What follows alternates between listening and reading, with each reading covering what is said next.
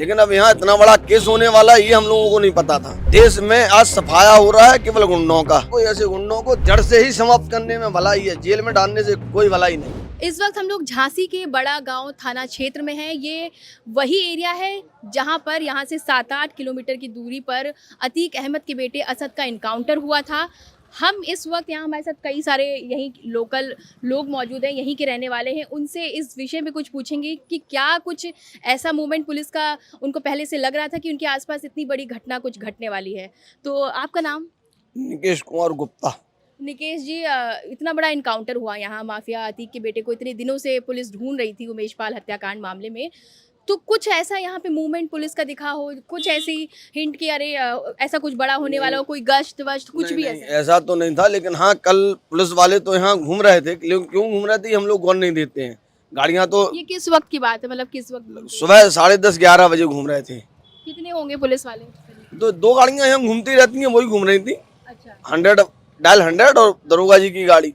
लेकिन अब यहाँ इतना बड़ा केस होने वाला ये हम लोगों को नहीं पता था।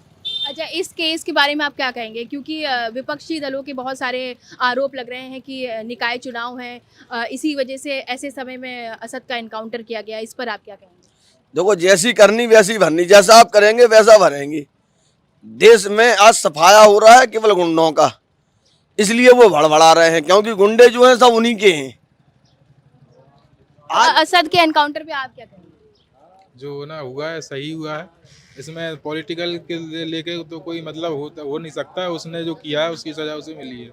अच्छा, आप में से किसी को पता चला कि आसपास भाई इतनी बड़ी घटना हो रही है, 6-7 किलोमीटर के दायरे में इतना बड़ा एनकाउंटर हो रहा है, कुछ पता नहीं, चला? ऐसा किसी को पता नहीं चला। जो भी हुआ है प्रशासन ने गुप्त तरीके से किया है। एनकाउंटर हुआ है, उसके बाद ही सबको आसपास तो लोग। क्या इस एनकाउंटर का निकाय चुनाव पे कोई असर पड़ेगा? मतलब आरोप लगा रहे हैं अखिलेश यादव, मायावती, ओवैसी कि ये निकाय चुनाव को प्रभावित करेगा कहीं ना कहीं ये एनकाउंटर। विपक्षी हैं वो तो आरोप लगाएंगे, कोई भी विपक्ष का हो वो आरोप लगाएंगे, जरूर लगाएंगे। और इस पे चुनाव का प्रभाव पड़ेगा, बिल्कुल पड़ेगा।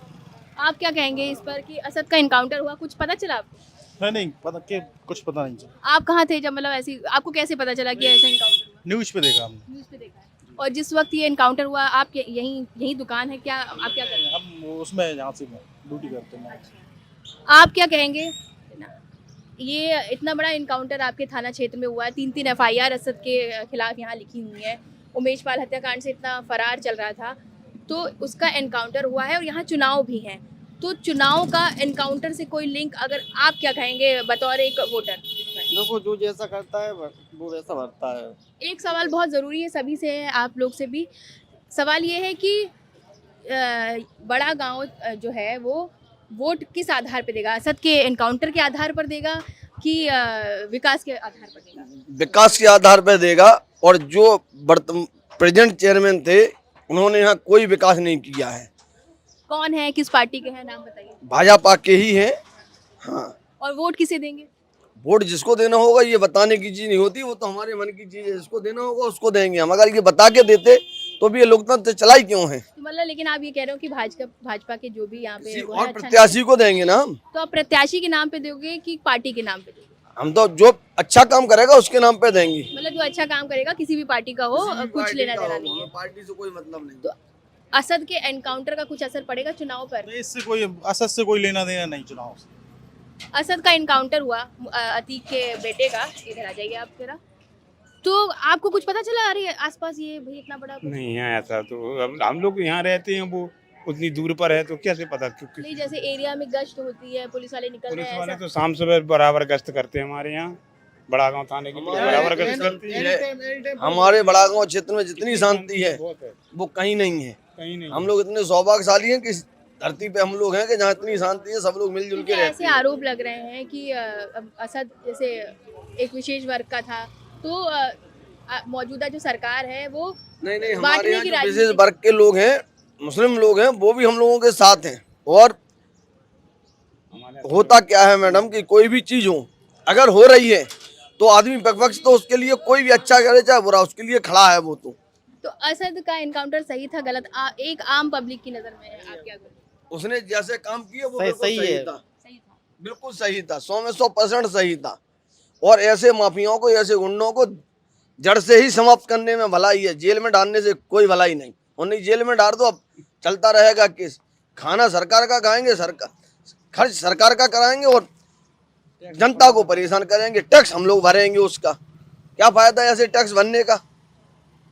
भाई टैक्स व्यापारी भरता है और मजा ये लोग मारते हैं जो गुंडे हैं। इनको तो चुन चुन के गोली मार देना चाहिए। और हमें अपनी पुलिस पर इतना गर्व है कि जो हमारी बड़ा गांव पुलिस है, हमें इस पर गर्व है कि इन्होंने इनकाउंटर किया, बहुत अच्छा किया। जो भी इस इनकाउंटर में पुलिस वाले थे, मैं उनको बहुत बहुत धन्यवाद करता हूँ। तो कई लोगों से हमारी यहाँ बातचीत हुई है। असद के एनकाउंटर की सुगबुगाहट यहाँ पूरे एरिया में किसी को नहीं थी कि इस 6-7 किलोमीटर के दायरे में एक इतना बड़ा एनकाउंटर होने वाला है। उमेश पाल हत्याकांड का आरोपी इतने वक्त से फरार चल रहा था।